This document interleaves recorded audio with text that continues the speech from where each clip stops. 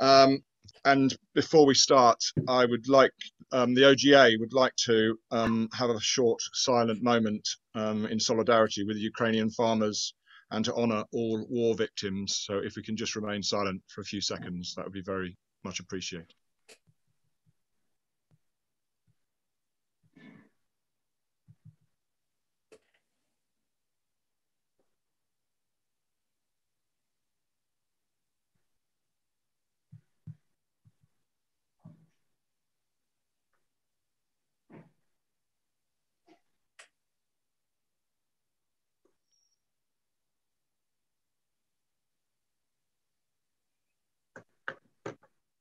Thank you very much for your patience. And I think Mick will make a statement about something about Ukraine later.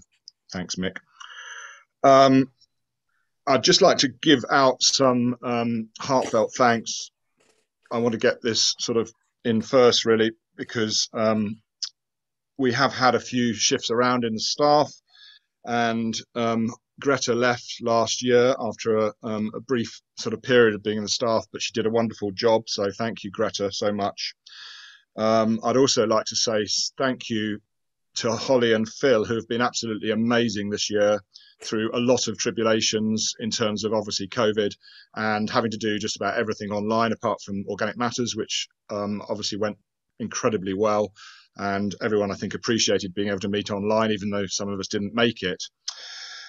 So the amazingly skilled work that Holly's done around the membership and our website, and Phil with just about everything, frankly, he's been absolutely incredible. So, and Phil has just stepped into the breach when Holly left. So I just want to make sure that's noted that those two have been incredible, as have all the board members, given that everyone's had their own tribulations this year as well. Everyone's been turning up to meetings, and that's been very much appreciated. So I just wanted to let the members know that we've been firing, although it's been a lot of firing on Zoom. And one last, I'm sorry, Phil wants to make a comment, sorry. We should be sharing the screen. Is Tony there? Can you share the slides for the day? Thank you, Phil. Or Holly, if Tony isn't there. Tony's trying, I think, now. Yeah, just give me a moment. Okay, I'm just going to press on if Tony can do that. And a really special thanks, and he's not here today. He's got a lot on. He's writing books left, right and centre. And Ben Raskin has been a director and on the board for 15 years now, which is amazing. He's given his voluntary time and service to the OGA with all his skills and wisdom. And I'd really like just to give all our thanks and best wishes for whatever he's going to do next. I know he's doing a lot already, but thank you, Ben, so much. And we are going to find him something nice to give him when the time is appropriate, maybe at the next conference. So the next thing I want to move on to, really, and I'm going to keep this fairly brief, but I've written it down because I won't be able to remember everything. So we have had a tranche of funding for the last 3 years from Sheepgrove, and within the last week they have promised to continue our funding for another 3 years at £20,000 a year for 3 years, and that's doubled our funding basically. We are also going to be, this will come out in the plans and strategy later, but we're going to be funding for particular projects as well, because I feel that's appropriate that we don't simply rely on Sheepgrove. But we'll tell you about some of the plans a bit later. So that funding will allow us to continue focusing on our core activities, but also allow us to expand our ability to promote organic concepts and systems within the debate surrounding agroecology and regenerative growing, as well as representing the voice of organic horticulture on the larger political stage. This will involve expanding our paid staff and fundraising for particular projects, as I've said, as well as more collaboration and outreach with concerned citizens, alternative focused professionals, and other organisations who we work with the possibility of creating memoranda of understanding with some of them. So the next bit on the agenda, which I would like to leap into, and yeah, should I say, yeah, please do look at the housekeeping. I won't go through it all, but there is a chat function, and please remain muted if you can when you're not speaking, if you're not asking questions. That would be really much appreciated. Thank you. I'm going to hand over to, if Jim's here, if not, I'm going to hand over to someone else to start. But the reports of activities are the next on the agenda, and that should take us hopefully about 20 minutes. And they are on your screen, and we have written a report. The report's been written by Phil and Holly in the last few days, and that should have come through to your email. So they're much more expansive in there. So these reports will be what each member that's going to report on will be reporting on. So Jim, are you there? Or it will be Tony to report on Wales, if not. I don't know if Jim's made it. Jim, well done, brilliant. So it's membership, Jim. Oh, that's a surprise. Yeah, it's just the membership is increasing. It's actually a game changer for OGA. I think before we became a CIC, it was static at 220 to 230 for a number of years. And well, it's an increase of 70 this year, but that's over the last 3 years, over a 70% increase in membership. And it's making us stronger, and it's significant for our funding, and it's a really good omen for the future. And I put it down as the main reason to paid staff, the work they've done on better organisation of the membership, the way levels of activity have been raised. And I think we really want to thank Holly now, who's doing a magnificent job and putting us in a much stronger position.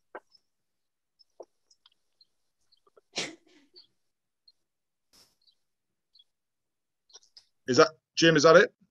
Yeah, I was a bit caught on the hop. I didn't expect to do membership. Oh, sorry, your name's next to membership. So Tony, could you do Wales and probably Ireland as well? Because we haven't got anyone from Ireland. Well, we might have someone from here from Ireland, but I haven't managed to contact anyone about it. So if you could do Wales and Ireland, that'd be great. That's yeah, certainly. So in Wales, it's in terms of public engagement, it's been a fairly quiet year in Wales. The Welsh Government did their public consultations in 2019 and 2020. So this year it's very much been about just maintaining our presence and keeping organic horticulture on the Welsh Government's agenda. That's mostly been through my quarterly attendance at the Welsh Organic Forum meetings, but I've also been working very closely with the Land Workers Alliance opportunistically to make sure that organic horticulture is, as I say, right on the Welsh Government's agenda. This coming year, I think things are really going to hot up. The next co-design process is going to start this year, and we've applied to have a seat at that table. There's also a food bill which will go through the Senedd in the summer, and we'll be really quite active in helping guide that through to make sure again that Welsh horticulture is acknowledged. The third thing is that there's a community food strategy being drawn up, and again we'll have some input into that. And the fourth is that the government, it's a minority government, and Labour and Plaid have put together a collaboration agreement, which is going to be absolutely crucial in getting these big changes through. And again, working with the Land Workers Alliance, we'll have some input into working out the detail of that collaboration. So really busy year coming up this year. And if any Welsh members on the call would like to get involved and support me in that, I would be really grateful. Policy aside, I think our main role was to be involved in the Wales Rural Food and Farming Conference, and that involved co-hosting it for a day. And I also chaired a session on growing field vegetables rather. That. So, Antonia, over to you for Scotland. Hi. Following on from what you've said, there's quite a lot going on the policy front in Scotland. I'm part of the Scottish Organic Stakeholders Group, which has taken on the work of the Scottish Organic Forum to try and get organics kind of centre to the development of agriculture in Scotland. The Scottish Government is, what it's saying in theory is very much behind that. And we've had encouraging kind of signals from Murray Goodgen, who's the Cabinet Secretary for Rural Affairs. And we've got a really strong group of people signing up to a proposition on organics in Scotland. The problem really is getting the civil servant time to take this forward. So that's where we are at the moment. We're developing, we've got very good contacts with the field, and we're developing suggestions as to the way a new organic action plan should go. But as I say, we're slightly held back by time of civil servants, a lot of which is going into a new Good Food Nation bill, which sounds as if it might be a bit parallel to the one in Wales, which again would support organics, but we need to nail stuff down into actual concrete actions. So as far as the OGA goes, I'm on that representing the OGA. I'm on the Scottish Organic Stakeholders Group. Sorry, mine went blank for a moment. But I'm also supporting it in the Secretariat more generally. As far as the OGA goes, I'm trying to bring forward the interests of small growers wherever I can, really. And to say that although the main focus obviously is on getting a large-scale shift in land use and food production in Scotland as a whole, that it's crucial that small growers have their place within that, and the development of local supply chains and so on is really important. I'd like, as Tony's just said, if anybody is interested in supporting that or taking part in that development, please get in touch, because the more the merrier. I think the particular issue in Scotland is the lack of support for small growers to certify. And that's something that I feel that it would be good to put some effort into in the next year, because there's a lot of small growers who aren't certified, and I'm really not sure why. And I think if we're going to really have an impact on the way that agriculture goes, for all the climate change and biodiversity and all the other reasons that it should go organic, we do need support of the bulk of growers. But maybe that's something for discussion another time. So we have got targets. We're trying to keep in line with the EU. Antonia, sorry to butt in. I'm going to have to hurry. Should I stop? No, it's all right. You can finish, but it's fine. Okay. I mean, maybe Scotland is in a slightly different position in relation to the EU than the other bits of the UK, but we feel it's really important that we keep equivalence, and that includes certification equivalence. And that's another thing we're trying to keep an eye on. So please get in touch. Thank you, Antonia. That's really comprehensive. I'm going to have to probably pass. The Ireland is on the screen, and I'm just going to take the prerogative to actually say, if Holly can send round, I've got a thing from a report from Ireland, which is very comprehensive, and they're doing a lot in Ireland. And I would send that to Holly, and then she can maybe send it round to our members, because it's very interesting what's going on in Ireland. So, but I've kind of run out of time, so it's now. Phil, over to you, if you would, for website and comms, or whichever order you want to go in, Phil. Okay, we can get the next slide. Oh, it's gone. Come back. Yeah. No, this is just to say that Holly's been doing a great job with the website, and particularly the monthly email newsletter, and building up the social media following. So we got some great, the Instagram, which was started not that long ago, was from a standing start, gone up to 1,600 followers. So that's brilliant. And Facebook and Twitter can continue to grow and reach our audience. We've the webinars and sessions from Organic Matters are all available to watch on the resources page, and they're also on the OGA YouTube channel. And I'll talk a little bit more about the webinars a little bit later on. And of course, the members area of the website, which is very important and kind of a really good resource, including all the now 59 back issues of the Organic Grower plus technical articles, and that's going to be developed. And Holly's got plans to develop that area with a members map. Okay, next slide. Yeah, the Organic Grower. I mean, this is really just say thank you to to all people who've been involved, particularly Carolyn Wacher, who's done a fantastic job supporting me and doing a lot of the proofreading, but also Kate Collins and Jim, who've kind of been behind the scenes helping, and Holly on the admin side particularly. So without them, wouldn't be able to make it happen, and without all the different contributions, which over the year was 88 different contributors from the membership and beyond. I had a recent an email this week from somebody who said that the last issue, thank you very much for the last issue, because it was it's the best one they've read so far. So that's also very nice and reassuring that that it's sort of people are continuing to appreciate it. And I hope that's the case. But please do keep your ideas and contributions coming, and anything you want to see in there, then let us know. Okay, that's that one. Events, yeah, I'll keep on talking. If you move it down, Tony. Yeah, we were very pleased to have been able to run the Organic Matters conference last year, both as an in-person event, which was looking touch and go at a few occasions during last year, but it was great to see so many people there and also online, and also people are continuing to watch the sessions on the YouTube channel. But I had a big mention for the sponsors and for Holly's work in particular in getting those sponsors in, without which it wouldn't really have been able to make it break even, which it did, which was fantastic.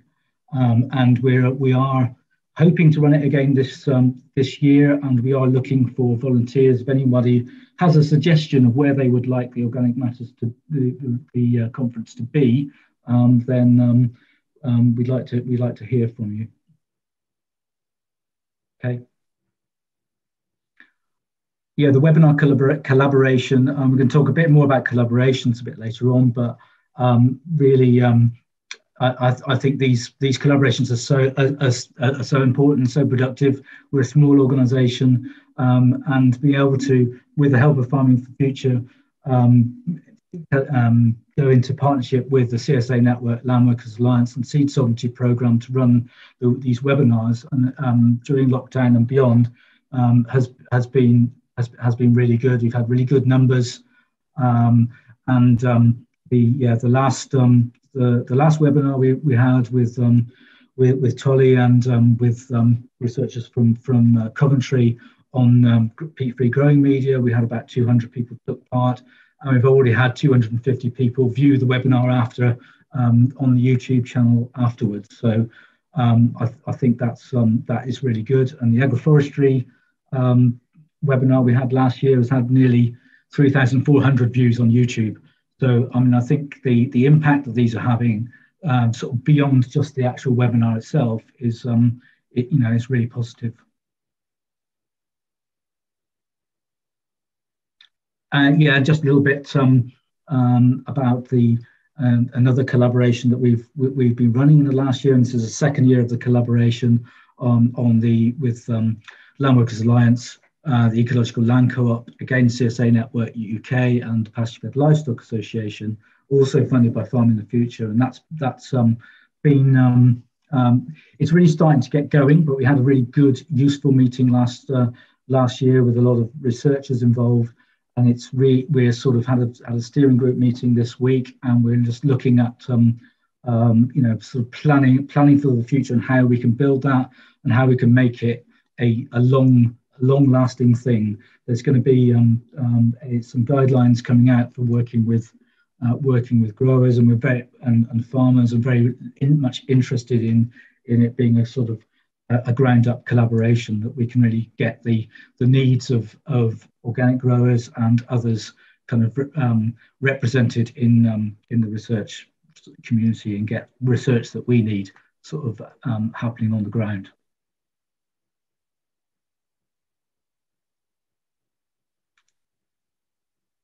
Mentoring, who's talking on that? Tony. Mentoring, that's me. Yes, so we're involved in a 2-year mentoring program, and again in partnership with the Land Workers Alliance, the CSA Network UK, and the Ecological Land co-op. So this was the second and last year. This year in 2021, we've actually managed to get out more and visit mentees. There's been a mixture there of one-to-one advice and group mentoring. Overwhelmingly positive support and feedback from both the mentors and the mentees. There's a couple of issues and feedback which we can take forward into proposals for a next program. I think perhaps a more structured approach to some of the mentoring, perhaps better matching between mentees and mentors. We could do with a bit of improvement, but actually overall it's been a resounding success, and I think a really strong basis on which to carry on the program. So in total, the project as a whole had 18 mentors supporting 33 mentees. 12 of those mentors were from the OGA, supporting a total of 20 horticultural growers. Finance, on to you, Jim. Yeah, just like to draw attention to a couple of points here. That it is very healthy bank balance, it looks like, and a profit, and that's not what we want at all. We want to be out spending money that comes in on activities and raising the profile and supporting organic horticulture. The reason for that is partly due to the increase in membership. It's also partly due to Greta's resignation. Meant we didn't spend as much on paid staff as we intended to, and that's definitely the main way that we get results and activities. It's by far the best return for money in doing the OGA's work is paid staff. Directors, voluntary directors, are just too pushed for time to do all the work, and we can start something off and not properly finish it.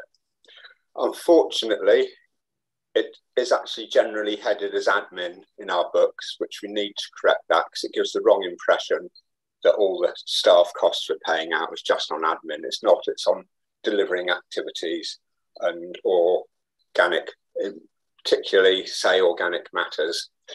Another reason for the profit is the paid staff being so effective in raising sponsorship to do with the ARC and organic matters. That's the main point. We will be putting that right in the strategy and plans that we'll come to later, to be spending this money, not having it sitting there.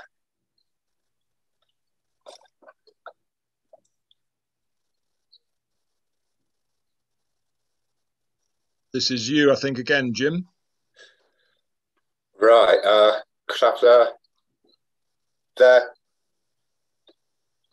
for directors' nominations, Tamara and Pete, I think, 3 years will expire unless they're nominated and re-elected tonight.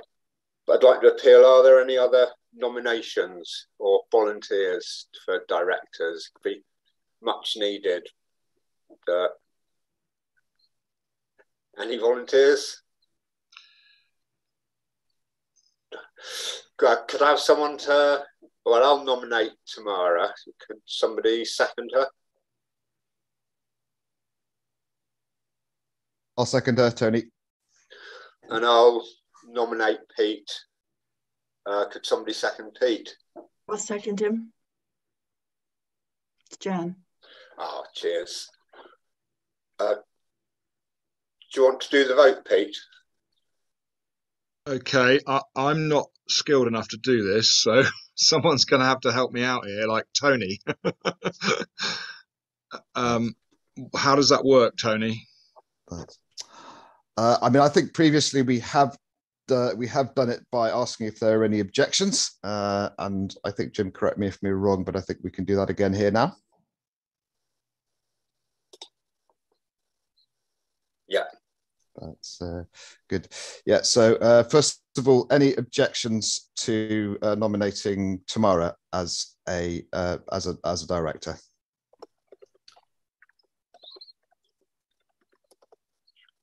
If you do so, either unmute yourself and speak or put something in the chat.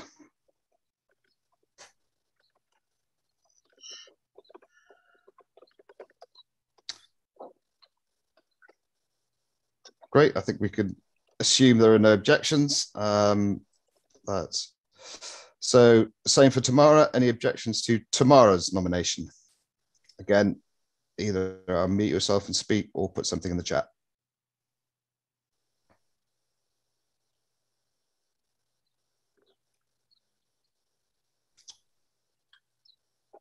No objections. Tamara, welcome back. And Pete.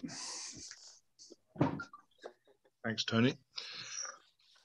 A great deal of thanks to all of them. All of you, by the way. Thank you, Lawrence. Thank you. Certainly no objections. Lawrence, can your questions wait till we get to the question time, or of course, no problem. No okay, problem. thank you. Good. Right, Jim, I think if we're coordinating ourselves rightly, do you want to correct that mistake, Jim, that you just put on the thing, or is that clear? Probably need clarifying on whether it's meant sponsorship by OGA or of OGA. I just realised, and I totally got it wrong anyway. Okay, so I guess you're keeping up with that. I'm not really keeping up with that. But so the special resolution, Jim, which you've proposed. Right. Just before we do that, Pete, perhaps I can just make some comments. Okay, so we're now up to 32 participants on the call. Then we have the 5 proxies from you, Pete, and I think there's one further. So I think that then takes us up to 38, correct? Yeah. So. And Annie and Deborah are there, as well as Alan and Pete. So that's 2 more, and you're correct. So that brings us up to 40, which makes us corporate.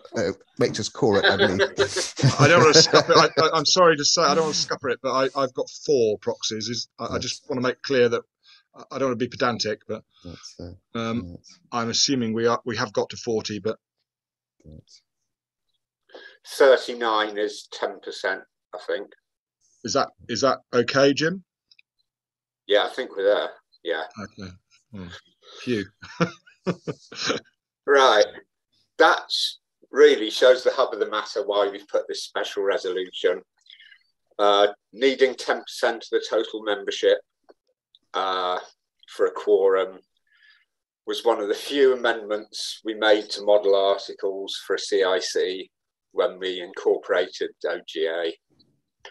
We thought it was a democratic measure and it would be easy to achieve, but in times of COVID, we couldn't get a quorum year before last, scraped it last year.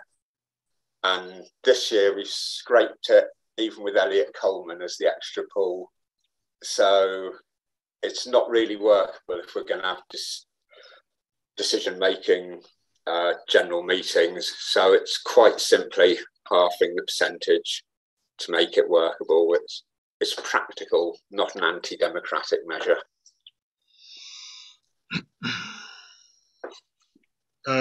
Do we need to vote on this, presumably, Jim? Yeah, we need a vote. It's proposed by the whole board, not just me. It's unanimous. Yeah. Any? Do I have to? I don't know how this works. Jan knows how this works, but I mean, do I have to say any objections or? You can open it for discussion, Pete. Okay. Should we open it for discussion? If anyone wants to comment, please do.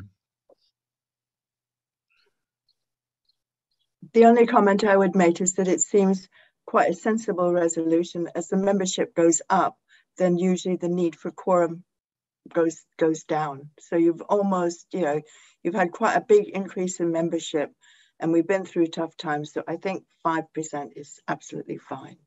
Thank you, Jan. I agree. So if there's no more objections, I guess that will be passed. Again, I don't know how this works, but I'm sort of winging it here. The easiest thing, because there's so, it's difficult to see everybody, is to ask people who would vote no to actually put their hand up. Good point. And then you can assume that everybody else has voted yes. Or Thank you you, can Jack. ask for abstentions if you're feeling kind. Thank you. Before we do that, can I just point out, Phil, you have a hand up, which I think might be a legacy hand. So perhaps Legacy hand. now we're getting to voting. If you could lower your hand just for completeness, that would be great. Thank you. Oh dear.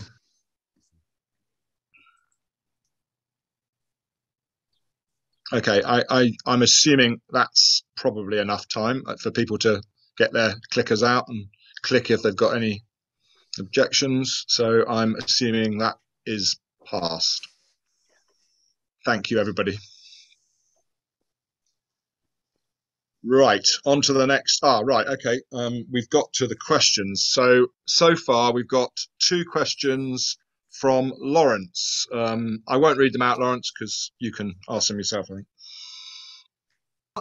Okay, I didn't. It was just first of all, how many, if mentees, is that the word? Anyway, okay, how many people who've been mentored actually join OGA? And the second question was about whether Jim mentioned that there was quite a bit of sponsorship, and it was clear from the conference that there were quite a few sponsors. I was just asking where that appeared in the accounts. That's all. I can't see clearly at the moment because these were from bookkeeping rather than audited accounts, which haven't been done yet. It will show, I don't know if events includes the sponsorship or just ticket sales, or whether any income fell just outside this period without being more forensic about it. Okay, it's not a problem. Sorry. I just actually, by the way, it was impressive seeing all the names in the whatever you call it, the brochure for the conference, to see all those sponsors there. It was obviously a good job, whoever did it, Phil and team, and Phil and Holly. It was brilliant to see that. Yeah, I'd just like to mention, Lawrence, on the back of that we did send out profuse thank yous to all those sponsors, because some of them obviously sponsored more and some less, but you know, they're all equally valuable in our opinion as a board, so and as the OGA. So thanks for pointing that out, Lawrence. Antonia. I just wanted to say how incredibly good it was to have the conference available online as well as in person, especially if you're some distance away. And so I really hope that we can do that next year as well. I know it's a lot more work, but I think it makes it incredibly valuable, and people obviously looking at it afterwards as well. So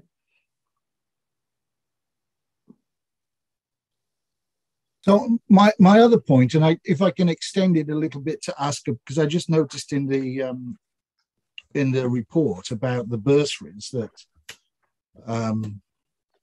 OGA gave to for the Oxford, whichever conference it was, is whether or not there's those mentees or people that OGA is giving bursaries to are joining OGA as a result of that engagement. It's a valid point. Yes, go on, Lawrence. Well, maybe the other point is if they're not, maybe part of the support could be free or discounted OGA membership. So anyone who's receiving that from OGA actually gets at least gets the organic grower. So that there's some kind of ongoing, ongoing communication or ongoing engagement with OGA. Lawrence, I think Phil might want to respond to that.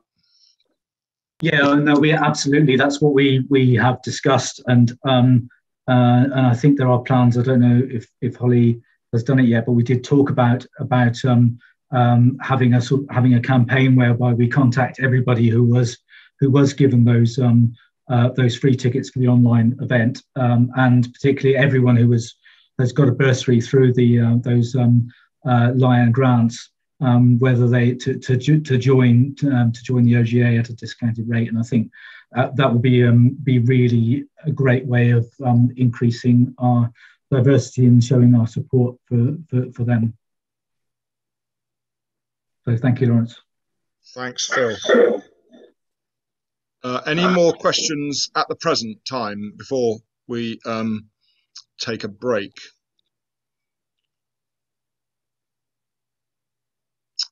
Okay, well, we're doing really, really well with time. Thank you, everybody. So I just want to bring in something. I want to bring in Mick Marston, one of our directors from up north, and I've been having a conversation with him on the phone this morning about what we can do about Ukraine, if anything, as growers. And I think Mick will expand on that in more detail. Mick, are you there? I am. Yeah. Just before the break. Thank you. Yeah. I'm hiding under the cauliflower for people who can see. Anyway, I float this idea because I think, like a lot of people, we have a huge concern about what's actually going on in Ukraine, and I kind of leave it to other people to decide, where they put their money or where they put the commitment. But I thought, as growers, I think there's a kind of solidarity, and there seem to be some efforts to show that solidarity with Ukrainian growers and farmers. And I thought, well, here we are, we're all sitting here, and what I'm interested to do is, put my time and effort, and also listen to where other people, if any, are putting their time and effort in terms of trying to help, the work that needs to be done to support growers and farmers in the Ukraine. So in a way, I haven't got the answer, but I'm really interested to see, with this number of people, what other people are doing or what is happening that maybe people can join in with. So thanks very much for giving me the time.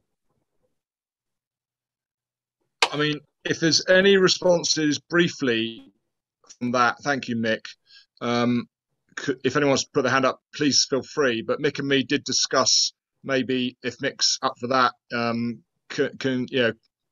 convening a meeting or even a webinar on it to talk in more depth about it. But that would have to, obviously, I think all the directors haven't got enough time to organise that. But if anyone was willing to organise that with Mick, possibly, I can't speak for Mick, obviously, but I think that would be something that we would definitely consider as the OGA to support. But I know the directors are all very, very busy, and that doesn't mean to say we won't support it, but I don't think any of us got the time to actually organise that. Can I just say, if people have got a bit of time, just to keep the momentum, we could, because as they say, Zoom's in our hands, we could stay online for those people who are interested at the end of the session when Eliot's finished.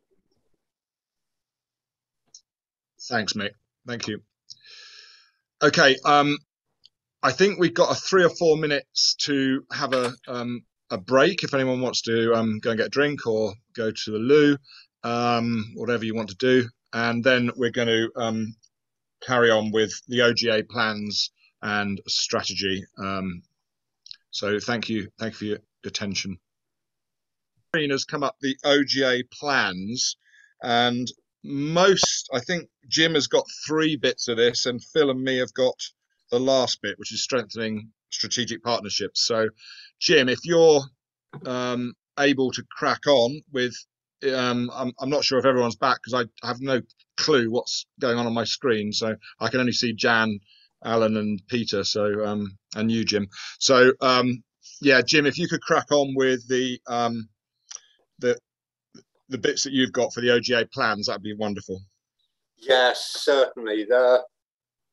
It's very closely linked to the issue of finance, which the strategy we've got, they've been developed hand in hand, because financially there are 2 main game changers for the OGA.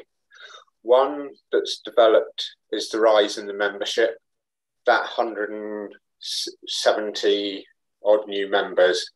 That's round about knocking on £6,000 on annual income we've got available.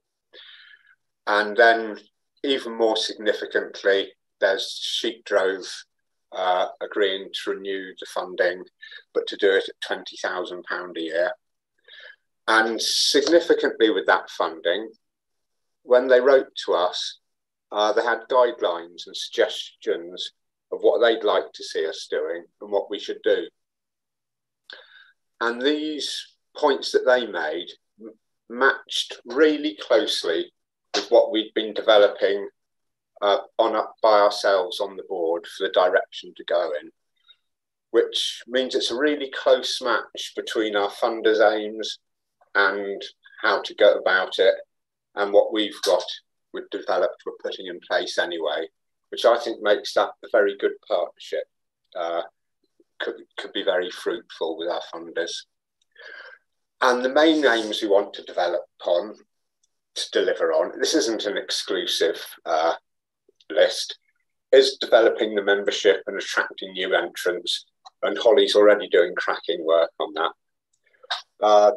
There's also doing more of our core activities, of what we already do very well, but do more of it and even better, to strengthen the OG, to put on organic matters every year, and more online and in-person events. Also with the OG, raising its readership as how far it's read. And we want to raise the profile of the OGA, but also its diversity. That you look at it, we're called the board, we're called directors, and with the exception of Tamara, we're all old or middle-aged white men. It's your choice whether you say old or middle-aged. And we want to be more reflect the times we're living in and be more attractive to the younger generation by actually embracing diversity.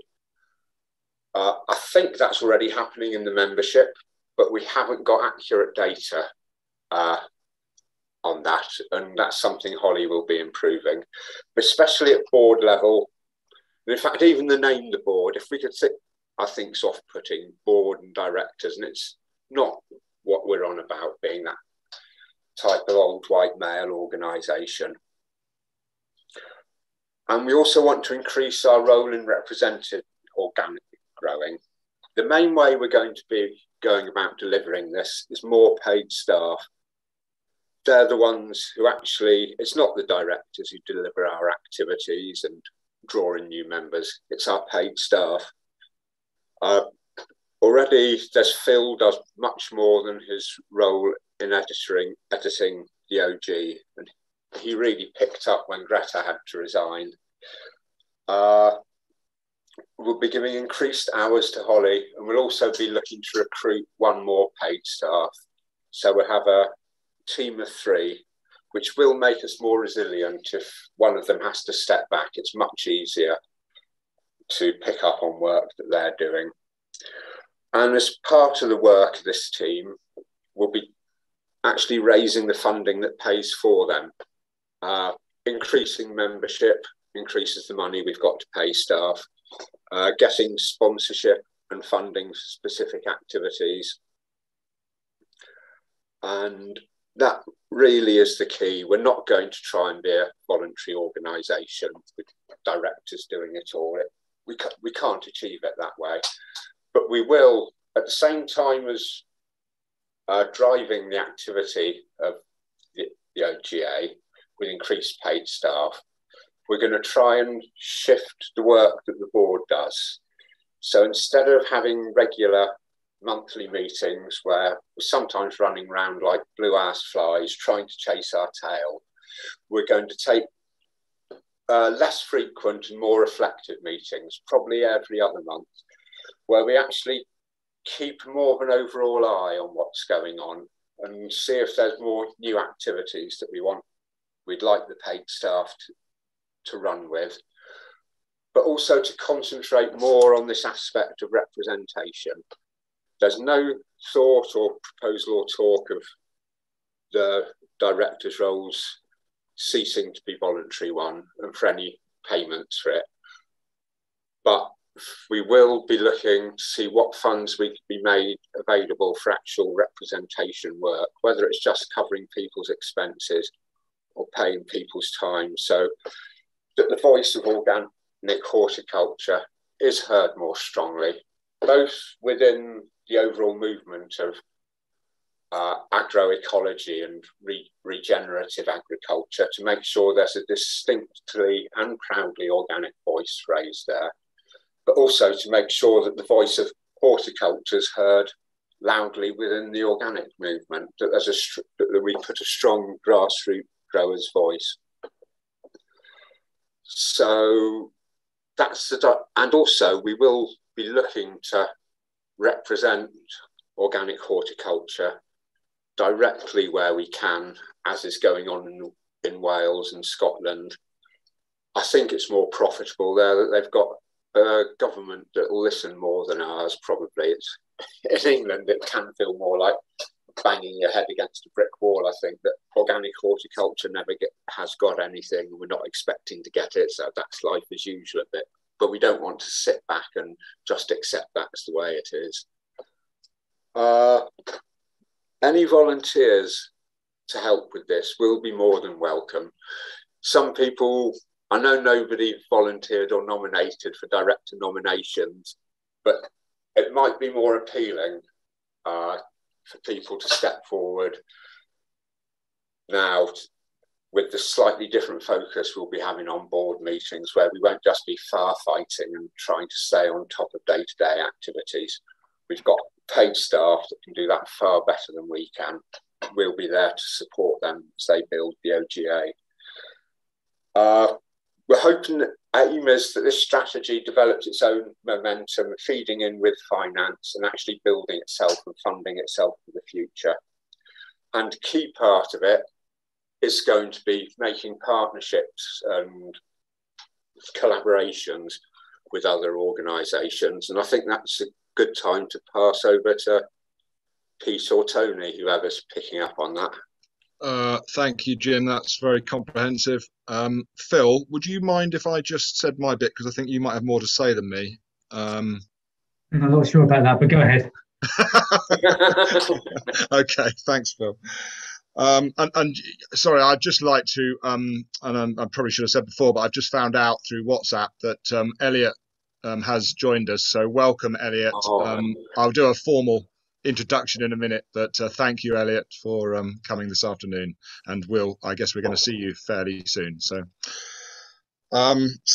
in terms of what I've been doing, I have been representing OGA within various forums.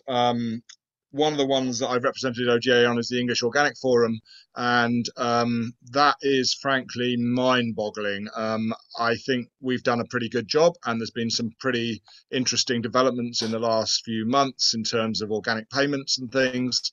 But as a horticulturalist with tractor mentality, it's pretty difficult to get your head around some of this policy stuff, I have to say.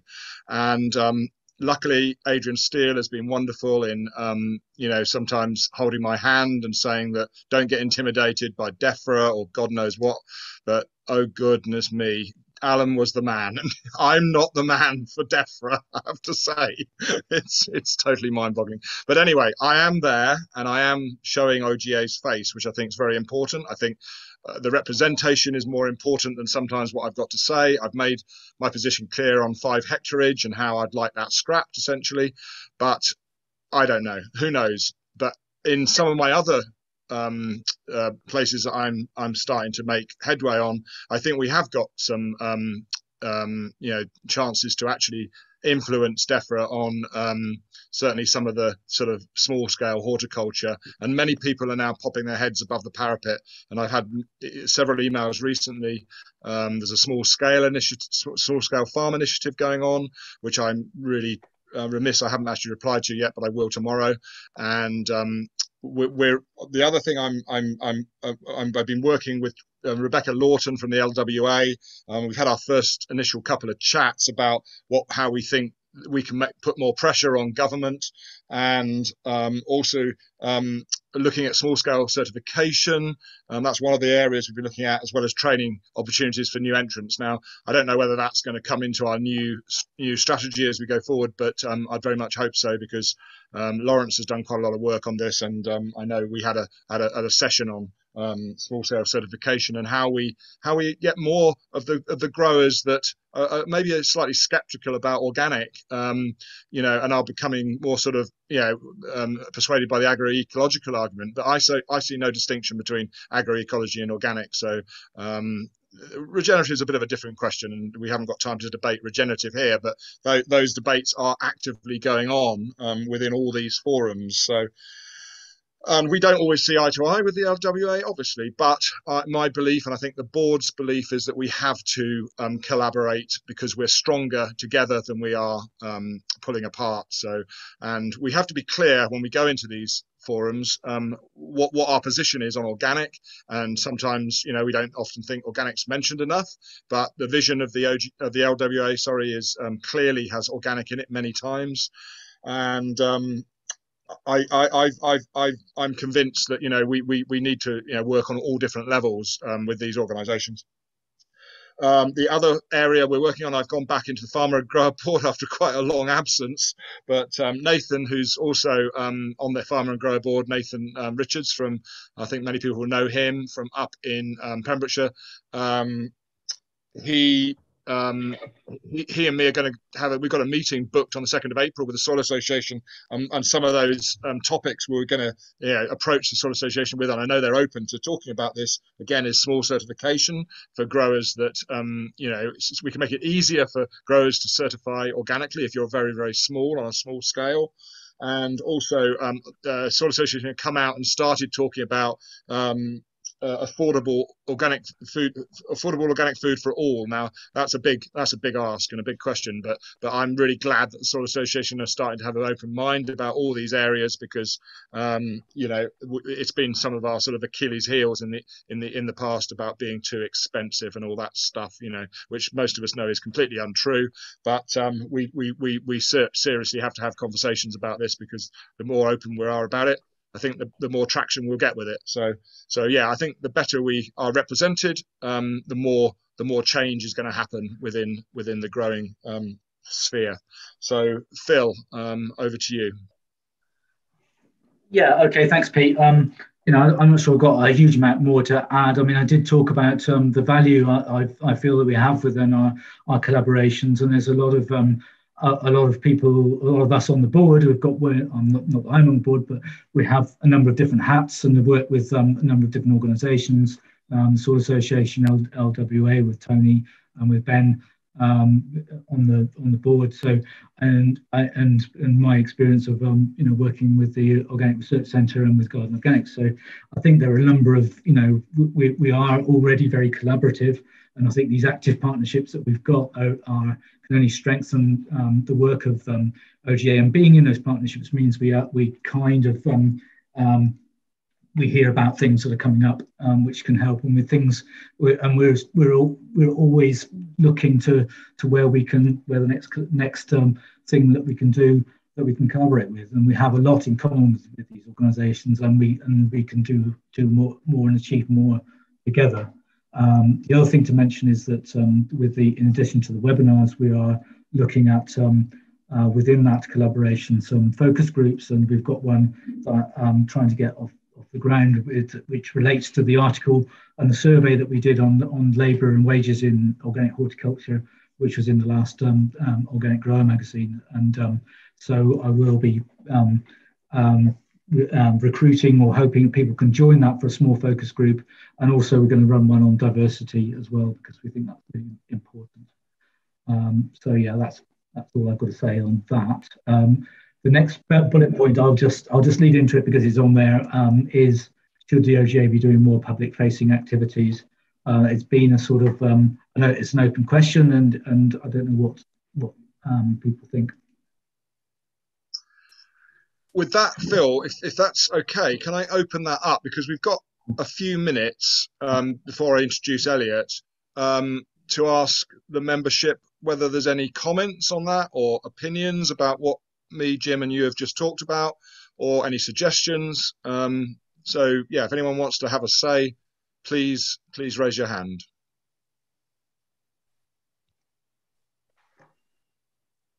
Tamara.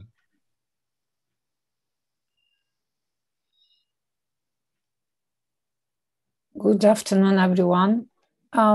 Yes, sorry to take a bit of your time. It's something that we have discussed several times during our board meetings, and something I personally care about, and I will do my best to see it happen. And it is about increasing the membership base. It comes to my experience that we have staff as a company who we would like to be, all of them would like to be members of the OGA so that they can benefit from the magazine, from the invites, from events.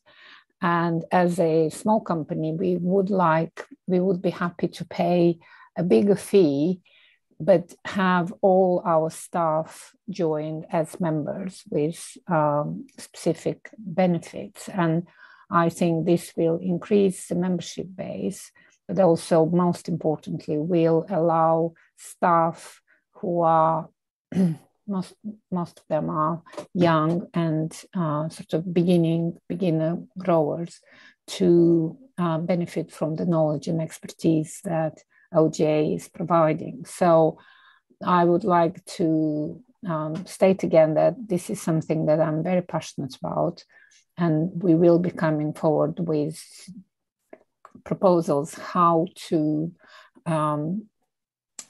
name this type of membership for organizations who have more than 2 people involved, and how everybody can benefit from the association.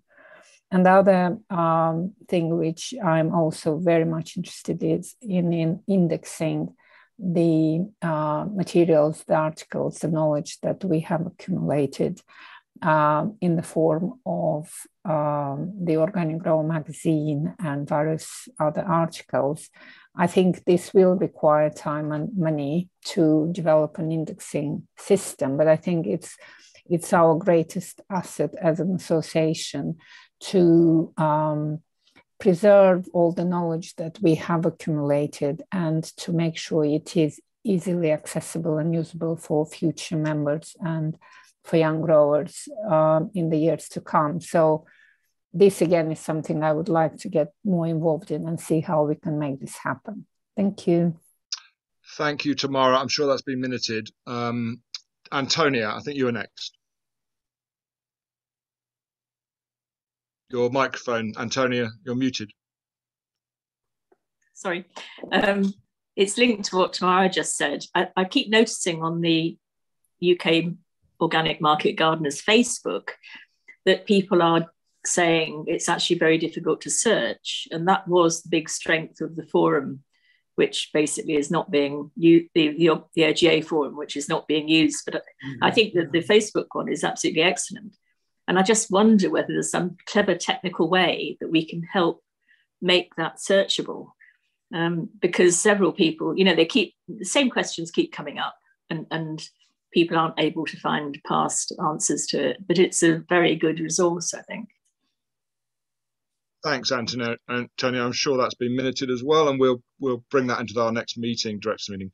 Dan, over to you. Dan Richards. Hi. Hi. Have I unmuted? Yeah, I have. Yep. Yeah, so we're just starting out as very small growers. We're in transition to be organic, but we're operating on an acre. And in order for us to become certified with the Soil Association, we have to pay for a hectare as the minimum buy-in. I guess my hope would be that if you're trying to encourage other people to get in at the micro level, whether there's a way that you can sort of band a few people together if the Soil Association can't change, be a bit more flexible with that level of entry, whether there's a way that the OGA can get a few local people together who are members of the OGA to form a collective to be at that level, I guess. I don't know if that's part of the discussions that you're already having? Or... Yeah, thank you, Dan. That probably will be part of the discussion. They've already tried it, the Soil Association. It didn't work very well last time, so, and that was quite a long time ago now. But I think that will certainly be part of the discussion around small-scale certification. Thanks, Dan. Helen Holmes from Waterland. Helen, are you there? Hiya. Hi. Yeah, can you hear me okay? Yeah. Hiya. Yeah, definitely. I had 2 points, one of which was that self-certification thing that was just mentioned. I think that would be so great because, yeah, I'm sort of like looking at the price of what the Soil Association certification is for me and like, what do I actually get out of it? Because the main part of the business is CSA, and yeah, that doesn't need certifying in a way.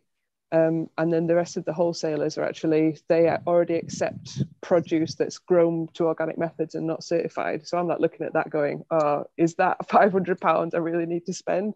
Because I think I don't get a really good session from the inspectors now. I don't get like loads of ideas, and you know, it would be really great if I felt like I was getting my money's worth. But since you've already mentioned that, I think another really cool thing that someone said was about the price, and that it is a really uncomfortable question that I get asked. I've just been asked it this morning a few times at a food fair, like, why are your prices so expensive? And I always feel like I need some help on that. I need some help to be able to respond to that in a really positive way, because now in my brain, I'm just like, what I really want to say to people is, why don't you ask the supermarkets why they aren't charging enough? Never mind asking me, who's like a really small grower. So it's like, yeah, it's a 80-member CSA, now running on this 10 acres. And I'm just like, you know, I need to respond to it in a way that, you know, I know all the things to say, like, this is a vote for you to have some organic land that's on your doorstep. This is, you know where your food's coming from, it's fresh. But I just feel like I'm getting quite tired about responding to that in a positive way. So it'd be good to have some more resources and more, like, I don't know, ideas on how to do that. Helen, that's brilliant. That's brilliant points. Thank you. And I think we've taken that on board. We definitely take that on board, and we want, these are the sort of points that we want our members to make more clearly to us, because then that gives us a really good guidance.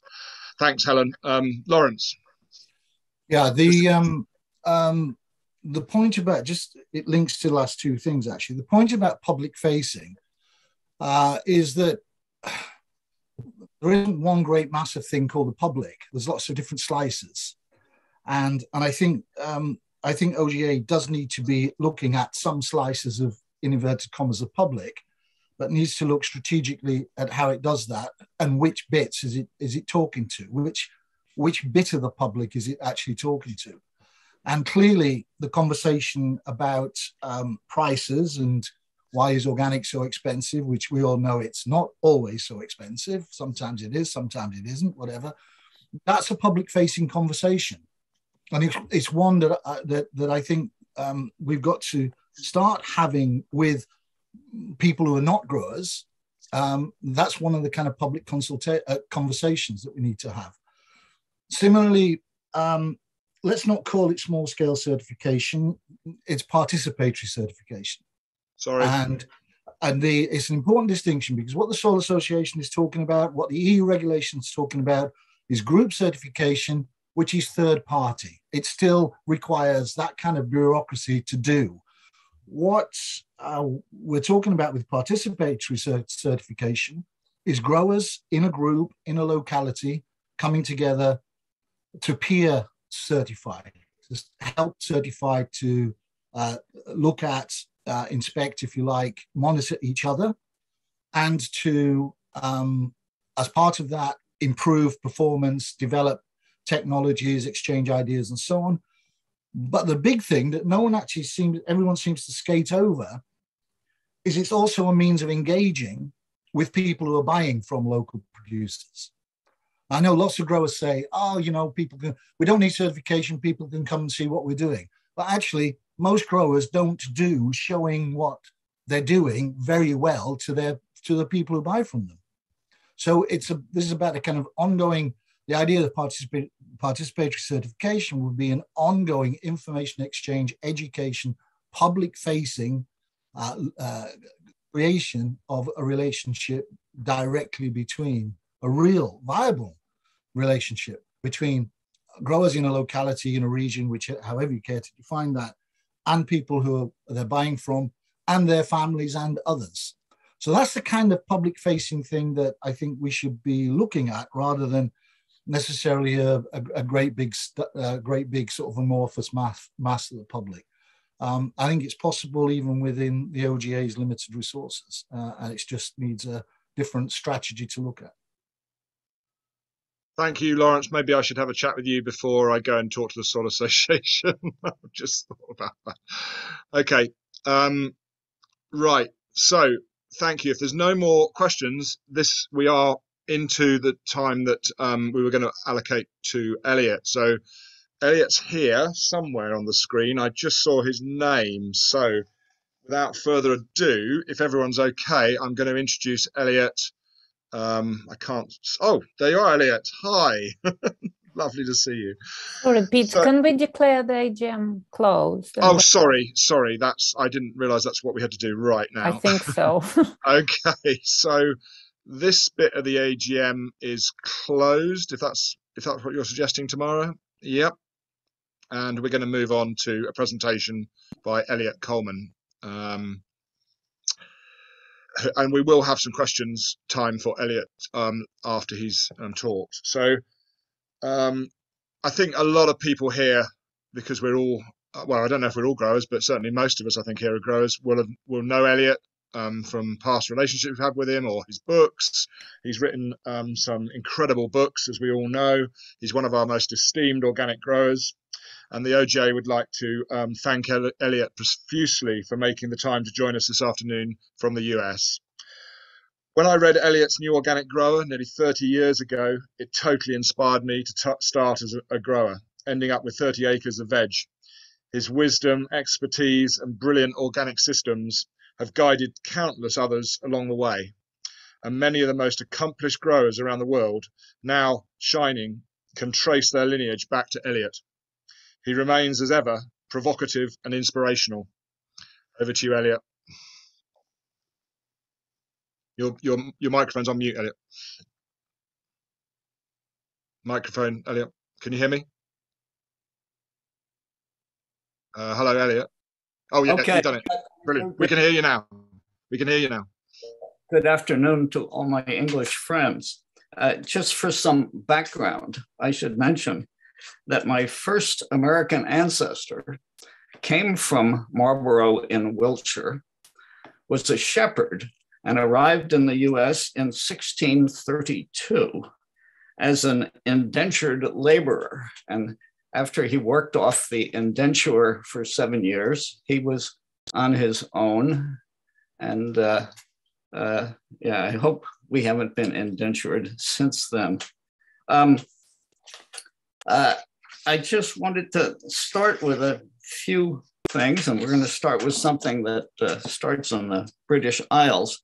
A line in a poem by William Butler Yeats that said, "All that we did, all that we said or sang must come from contact with the soil.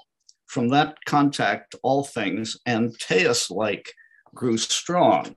If you know your Greek mythology, Antaeus was the son of the earth goddess Gaia, and he was invincible as long as his feet were in contact with the earth. And he was defeated by Hercules, who was smart enough to figure that out, lift him off the ground, and was able to defeat him. So I've always thought that was a great story for organic growers, because I think the soil is our strength. And the more our farms can be self-supporting from the soil, self-supporting in all aspects, the more likely we are to continue.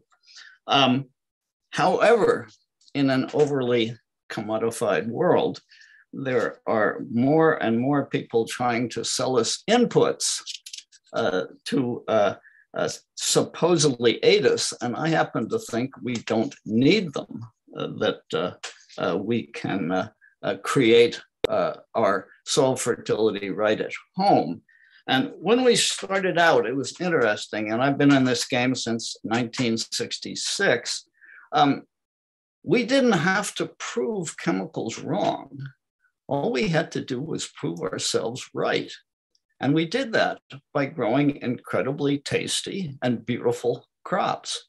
And where I live in Maine, our automobile license plates say vacation land, is where a lot of people from Washington to New York to Boston come and summer. And a lot of those people ended up being our customers. And I was told by other friends in Washington, D.C., that one of the best influences on changing the US Department of Agriculture was all of these people coming back and saying, no, wait a minute, that's not impossible. I buy that food every afternoon at Eliot's farm stand all summer long, and it is spectacular. It doesn't have pest problems. And so the fact that we were able to do that was a great way to get the system going.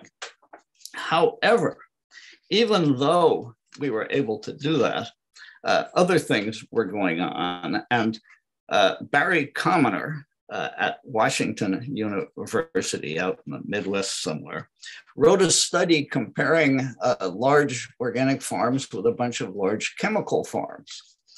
And in that study, he had a great line. And he said, one can almost admire the enterprise and clever salesmanship of the petrochemical industry. Somehow it has managed to convince the farmer to give up the free solar energy that drives the natural cycles and instead buy the needed energy from the petrochemical industry. Well, there are always people with things to sell who are trying to convince us we need to buy our organic fertility. And that is something I have not believed in.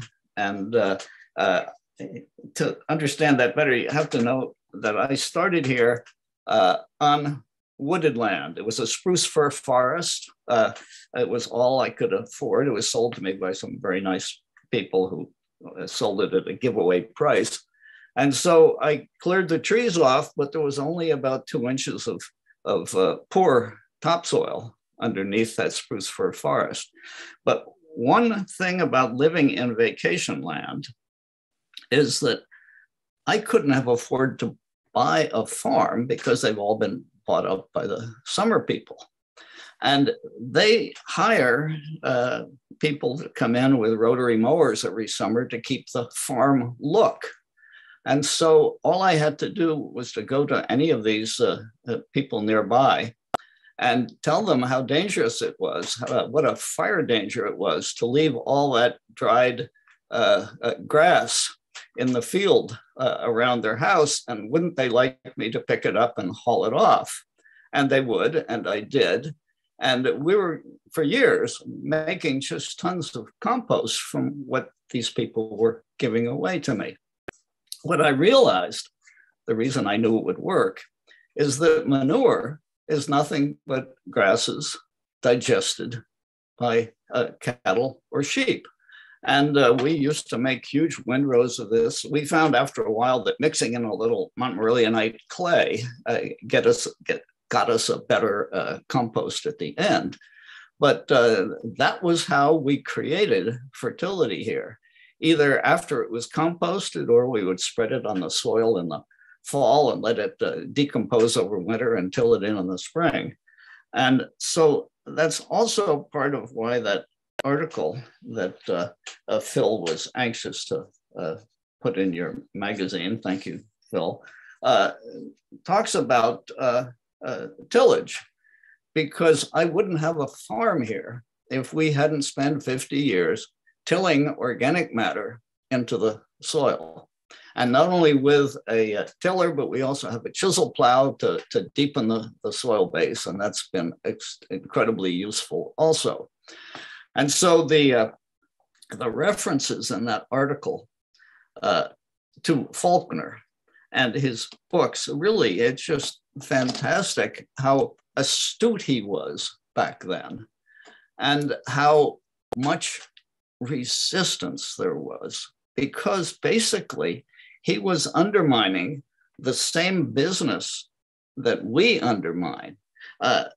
there is probably nothing more subversive to industry than people who are able to make and sell products without buying any inputs.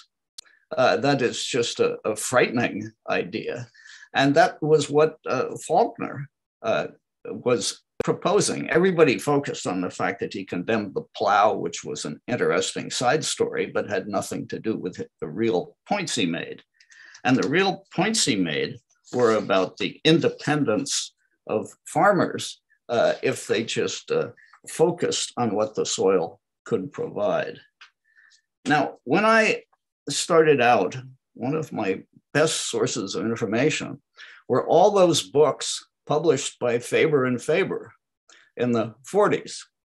And really the quality of knowledge and thinking back then in the British Isles was just exceptional. And I was able to visit Europe for the first time as a farmer in 1974 to attend an international conference in Paris. And then after that, I went and visited some of the farmers I'd met at the conference. And I was just incredibly impressed once I saw it in reality, rather than just reading about it, how much further ahead in knowledge about organic farming and the ability to do it Europe was compared to the US. So in 1976 and 1977, I put together, with help from European friends finding farms for us to visit, a series of tours of European organic farms that included France and Germany and Switzerland and Britain. And on those tours, and this is back in the 70s, this is back in the hippie days. Unlike what I read in books about the history of organic farming in England, organic farming in the US did not come from the right wing.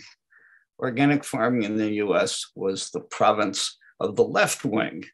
And so all of the participants in these tours were definitely on that side of politics. And one of them I remember well was an old gentleman who was running a farming program out in Denver, who actually had fought against Franco's forces with the international brigades in the Spanish Civil War. So he was really quite a piece of work. And during those tours, we would visit England as well as the continent. And one night, we were sitting in a pub in London, and the Soil Association had sent all sorts of people to come and talk to us and share ideas. And one of them was Lady Eve Balfour. And so the British folks would move from table to table and sit and talk with us. And Lady Eve came and sat at the table where I was, and everybody was just blown away by how knowledgeable she was about organic farming, how well she could express it, and that she could also put down the Guinness as fast as we did. And after she got up to move to another table, this hardcore old leftist who happened to be sitting next to me turned to me and he said, "Damn, if that's the aristocracy, I think there should be more of them." So it was quite a comment from someone on that side of the game. And I was fortunate then and at IFOAM conferences to meet other wonderful folks like Mary Langman, who I thought was just about as good as they come. We visited Sam Mayall's farm, which was just spectacular. And I remember we're driving through the countryside trying to figure out where it is. And I'm looking ahead and I see all these fields that were just so much greener than the rest of the farms around it. And sure enough, when we got there, it was Sam Mayall's farm. So it's a delight for me to be able to talk to all you people and that's enough of an introduction. Let's talk questions. I hope you have questions and want to know more about how this old adventurer, which is what I was a rock climber, mountaineer, whitewater kayak racer, ski racer, before I read my first book about farming. And it made farming sound like an adventure, and it's the adventure I have been on ever since. Eliot, thanks for that. Brilliant. Always get the whiskey and the Guinness in. Oh, yes. So are there any questions for Eliot or comments or Eliot, you wrote a very interesting article in the Irish, I think one of the Irish papers recently, which we publicised, the OGA publicised, which I took note of, about the way we can create fertility through green manures. There's a lot of, obviously no diggers, and including myself, I do a lot of no dig, and yeah, the idea of creating fertility through green manures is very much still, I think, at the heart of the organic story. Yes, I hope I haven't insulted the. They're over here. The no-till people are almost religious about it. But as I say, I wouldn't have a farm if I hadn't spent 50 years tilling organic matter into the poor sandy soil I had, and it just created a soil that now will grow. We grow 55 different crops for our farm stand, and we'll grow all of them beautifully. I was about to say all pest-free, but the only one that isn't pest-free, and you guys have done a good job with those posters at all your borders, showing people what a Colorado potato beetle looks like, so they will make sure that none get in. It is the one pest I have not yet been able to figure out, and I keep wanting it to read the same literature I've read that says when I get the soil right, it won't bother me, but it refuses to do that. So we're human enough to still have this one pest bothering us.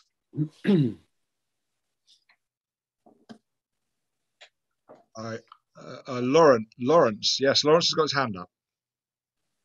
So, Eliot, hi. Hello, Lawrence. So all the literary stuff, brilliant. I didn't realize that, was it Gaia's son was whatever he's called? What's his name, you said?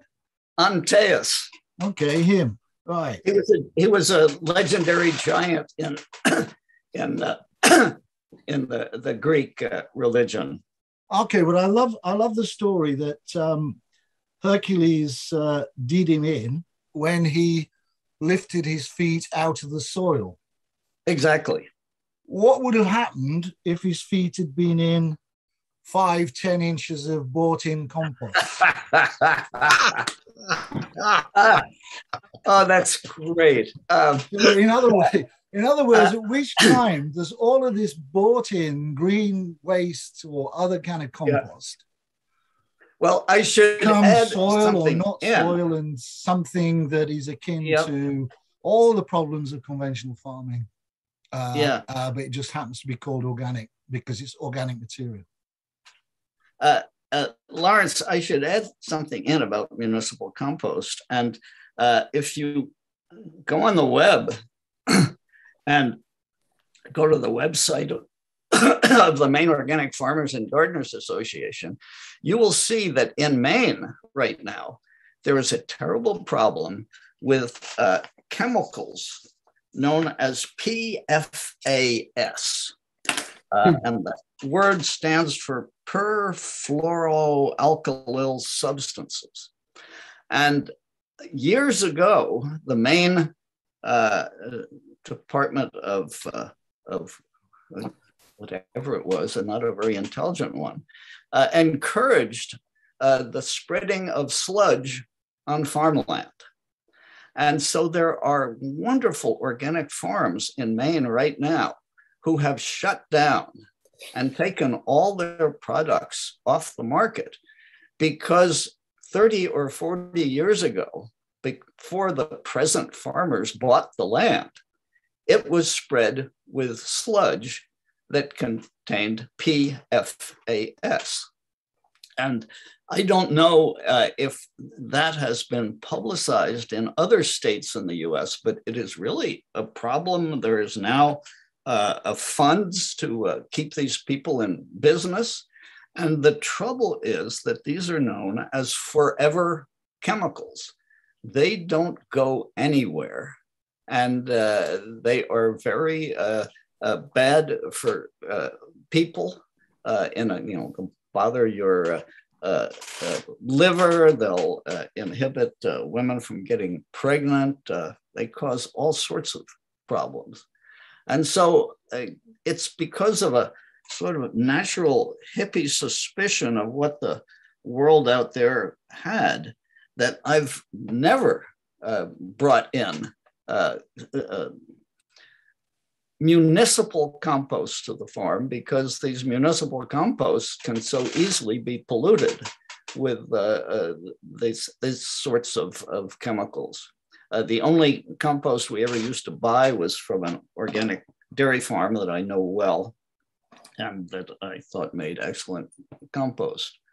So this is a reason to be running what I call the self-fed farm.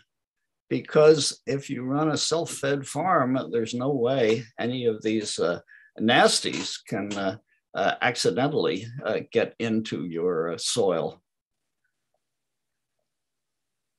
Thank you, Eliot. Can I bring in Antonia now, who's got a question for you?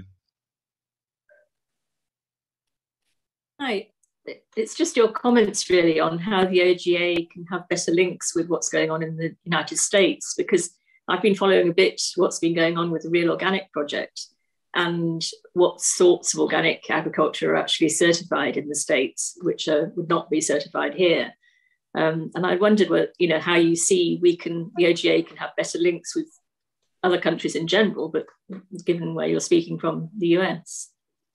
Yes, the hydroponic industry has been unbelievably effective at convincing the US Department of Agriculture to let them call their water-grown produce organic. And they have the most effective grassroots group behind them, which calls itself the Coalition for a Sustainable Organics. Wow, I wish we were that smart. I mean, these people are really hard to fight, and they are continually saying that they're doing everybody a favor, since organic food is so good, by making more organic food available. Well, you could probably make more Picassos available if you just fake them as they have faked organic. But what has happened, the reason there is the Real Organic Project, and try as we are, I don't think we stand a chance, because the money and power behind these huge hydroponic operations, which are springing up everywhere. All of the fat cats in the US are investing in them. Everybody is convinced this is the future of agriculture. And they double their profits by being able to call the stuff organic when it isn't.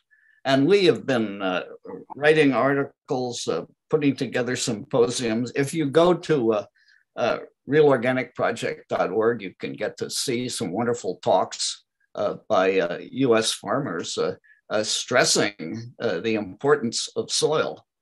But boy, when the forces arrayed against you have that much political connection and that much money behind them, this is a difficult fight. So I have suggested, because I tend to be a fighter, that we just go ahead and certify our farms as real organic. And everybody says we can't do that because the USDA owns the word organic. and therefore we'll get in trouble for using it. Well, I don't put up with that. The sign at the entrance to our farm says guaranteed real organic, all one word. And when one of the bureaucrat types tells me I can't do that because I can't use the word organic, I say, well, I'm not using the word organic. I said, real organic, spelled REALORGANIC,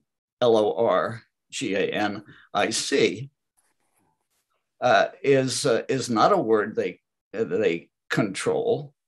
It's a neologism. And you can always scare people with big words, and they say, what the hell's a neologism? And so I say, well, you remember your Greek from high school, don't you? Neo means new. Logos means word. A neologism is a new word. And this is a new word I invented. There's no way the USDA controls that. Well, the black helicopters haven't arrived yet to haul me off. So thus far, I've gotten away with it. But I really think the only way to battle the level of just sheer thievery that the hydroponic industry is doing in the US is to just be as belligerent as we can. Anyway. Thanks, Eliot. Now, I don't know whether Tolly or Peter Brinch, because I didn't see Peter's hand. Peter, would it be all right if Tolly goes next? Is that okay? And then you come after Tolly? Yeah, sure. And then Dan. Dan was next after Peter. Thanks. Okay, Tolly. Right. Yeah, thank you, Peter. Yeah, Eliot, fantastic to see you here today. I'm really pleased that you were able to join us. And I keep reflecting many times on when we met up here on the farm 3 years ago. We had a couple of really good days, and I think we did so much talking, we probably wore ourselves out because we suddenly realized that there was such a commonality between us and other growers. And one thing I really have to take... And wait a sec, I have to tell you, I had to admit that I actually learned something from you. Well, me too. But you've been keeping something very secret, Eliot, for a long time. And it's this book by Edward Faulkner, which you alerted me to quite recently. I wish you told me about this guy 45 years ago, because Edward Faulkner was way ahead of his time, and you've mentioned it already, and it's in your article that we have in OGA.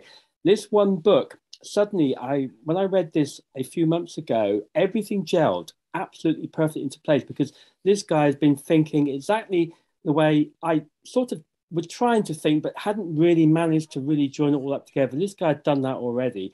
And if anybody reads anything, if you only ever read one book, you have to read Faulkner, because he really is absolutely brilliant.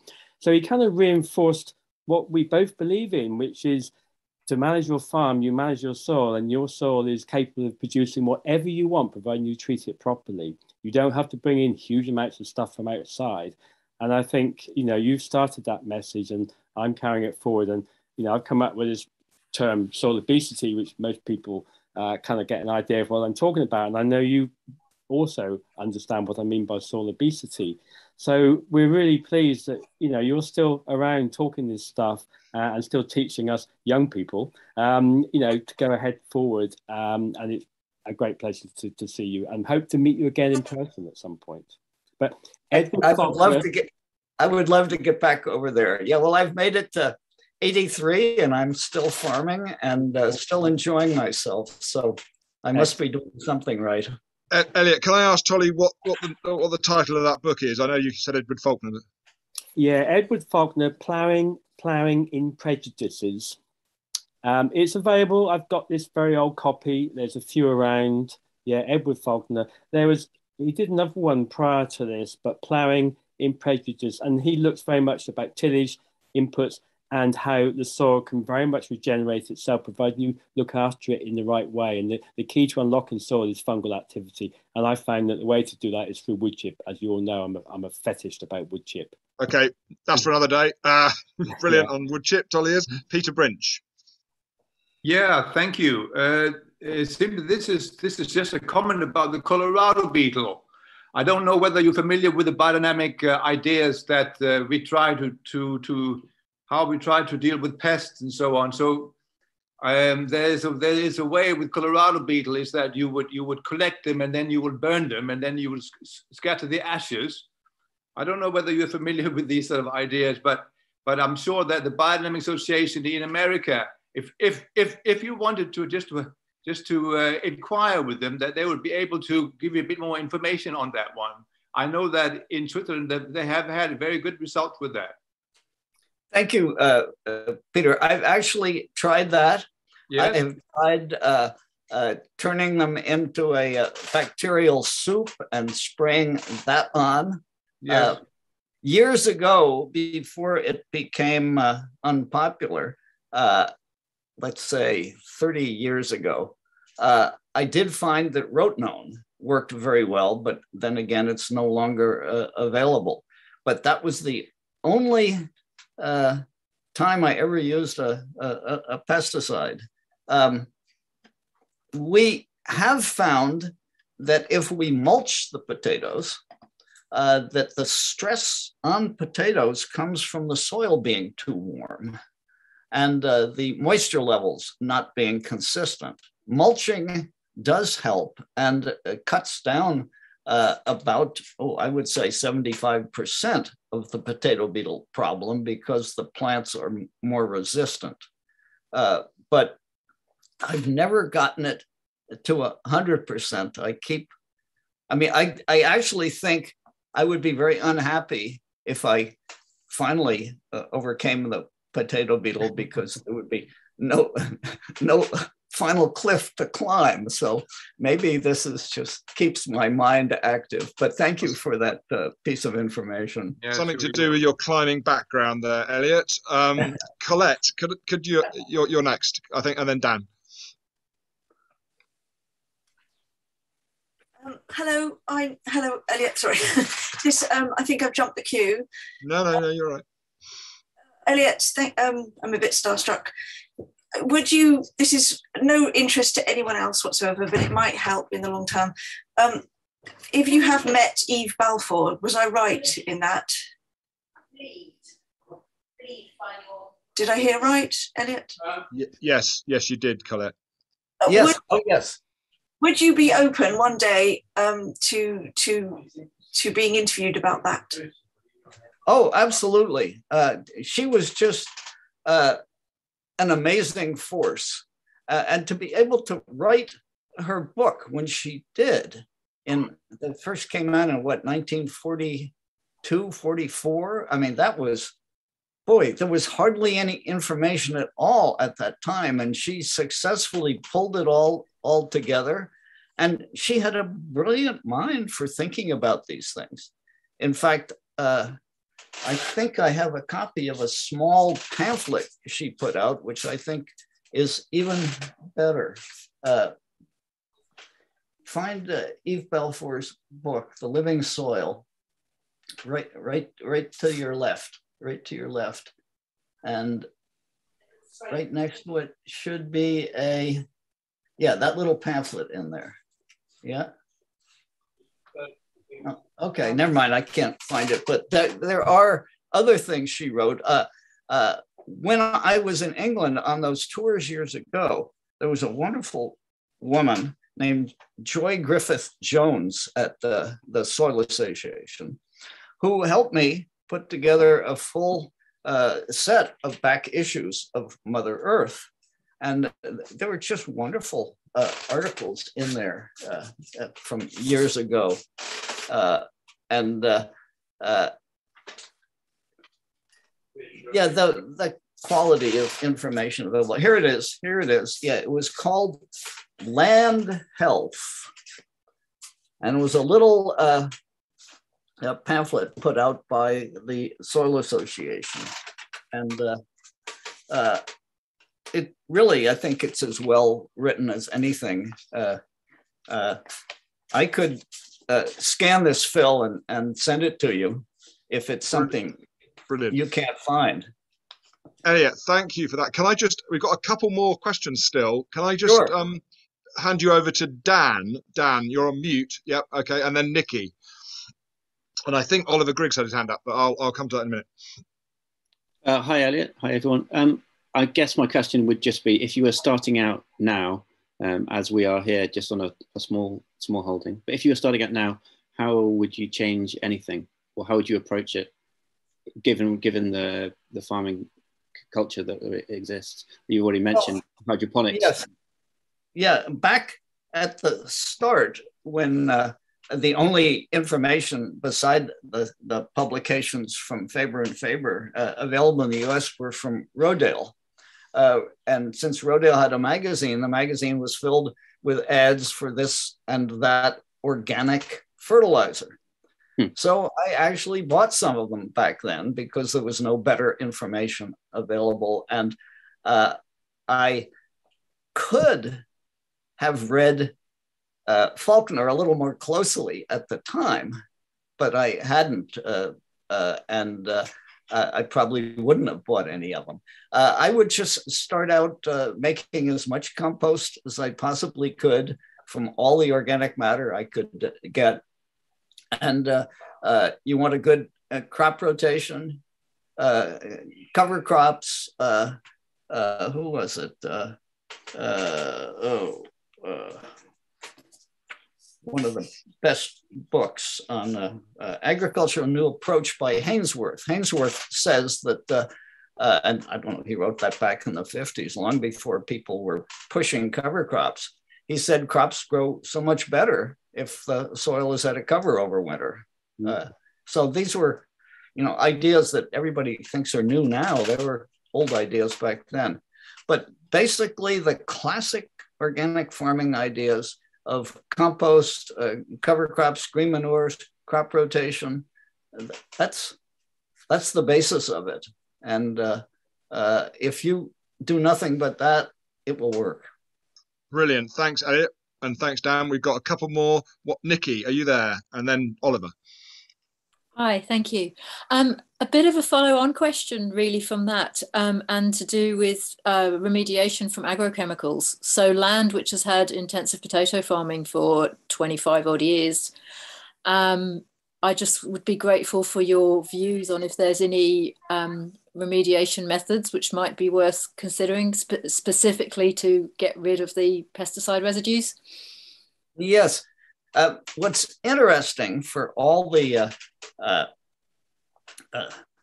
abuse that Rachel Carson took when she wrote her book, Silent Spring, and everybody was so worried about DDT, the thing that I was aware of was prior to DDT, the leading pesticide was lead arsenate. Now, what species is stupid enough to spread lead and arsenic on people's food before you feed it to them?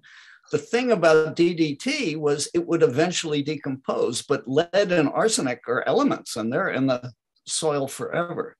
So it depends on how far back the land was chemically farmed.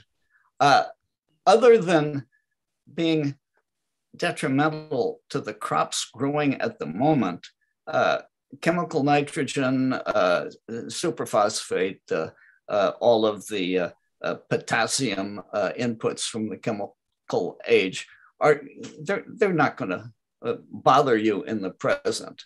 But depending on what they used as pesticides, lead arsenic could still be in there. And that's one worry. And that's why you need to do what I did and buy cheap wooded land and cut the trees off, and then nobody's messed with it. Thanks, Nikki. Is that okay? I'm going to move on to Oliver because we've only got a couple of minutes left. Thank you, Nikki, for that. Oliver. Hi, Eliot. Hi, Oliver. About what you said, something that really stuck with me was that you started out as a mountaineer and adventurer. And often what comes with that is taking a lot of big risks. And I'm just interested in your approach to, you're obviously very innovative and put out a lot of information at a time where it wasn't widely available except from these very old sources. How did you balance, I suppose, existing methods that you knew that worked, trialing new methods and taking big risks whilst developing your practice? Yes, I did at the start have a tendency to take big risks. And fortunately, for the most part, my hunches were correct, the direction I went in. But there were times when I totally lost a crop because I had misjudged what I should be doing. And you're talking about systems. The reason I invent better tools and systems is basically because I'm congenitally lazy and I'm out working, doing some job, harvesting or cultivating. And the whole time I'm doing it, I'm thinking, gee, there could be an easier way to do this. What if we tweaked that or made a new such and such here? And I think that's what all growers should be doing. They should be not satisfied with what's available and saying, okay, we could do better on that. So it's, there's a line in a poem by my favorite American poet, E.E. Cummings. He uses small letters to write his name. And it says, always the beautiful answer who asks a more beautiful question.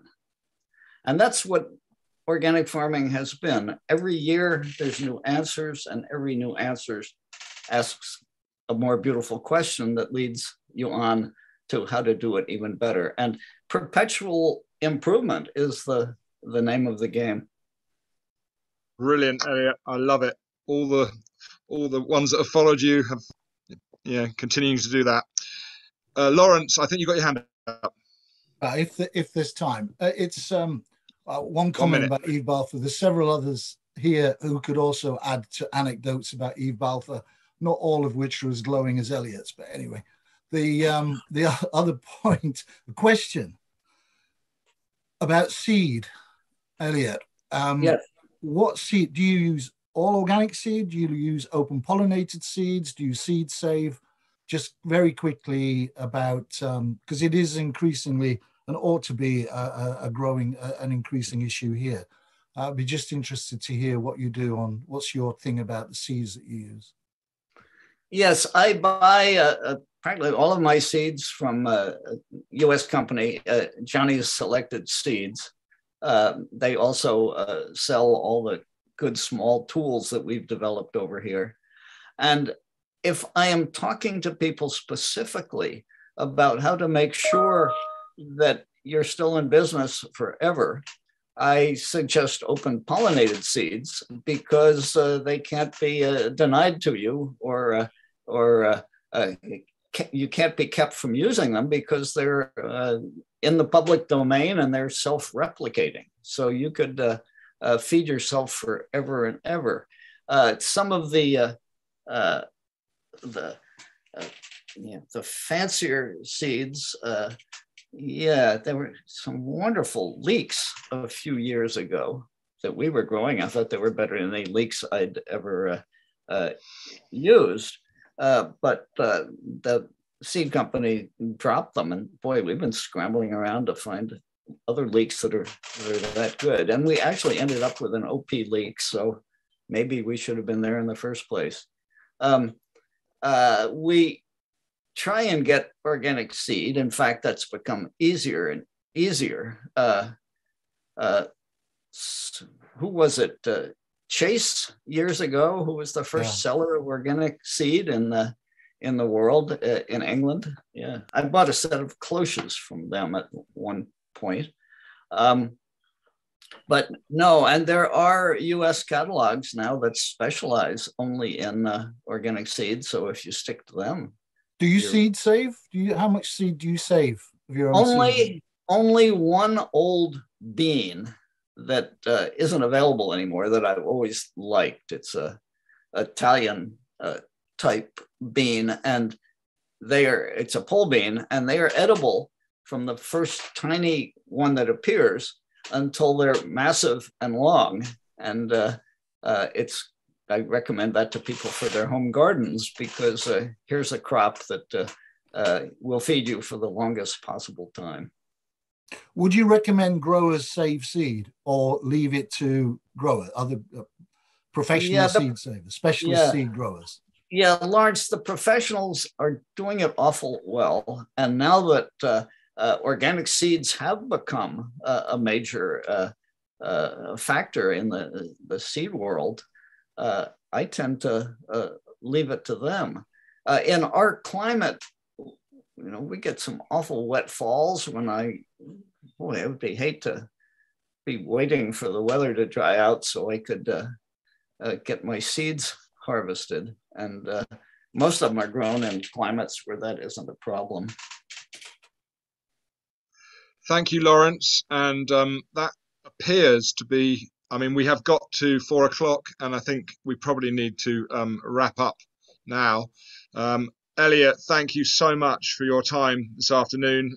It's so wonderful to see you on the screen and to hear your voice. And we've all been watching you over the years, and every time we see you, it's an absolute pleasure. So I'm sure everyone's really loved having you today. Thank you. It's been really a real privilege to have you as from the OGA's point of view. And well, I'd also sorry, go on, Eliot. Go on. Thank you for inviting me. It was a pleasure, and I love doing talks this way because the thing I always hated was dragging my butt through airports. So, whoops. Yeah, I get that, Eliot. Thank you. So all it remains for me to say is thank you so much for all the members turning up this afternoon, and your contributions and your support, really. We really are, very blessed to have this many members and so many hard-working growers behind us. We really do feel that energy from all of you. So thank you, and it's wonderful to see so many old faces and friends, and we would love to see you in person very soon, and have that sort of moment of madness when we all go and have a beer or whatever we do and play the guitar. But those days will come again. Yep. No doubt. So for tonight, anyone that's going to watch the rugby, enjoy, but if not, have a good evening, and thank you all for turning up. It's been absolutely a pleasure to see you all. Thank you so much. Thanks, Ellie.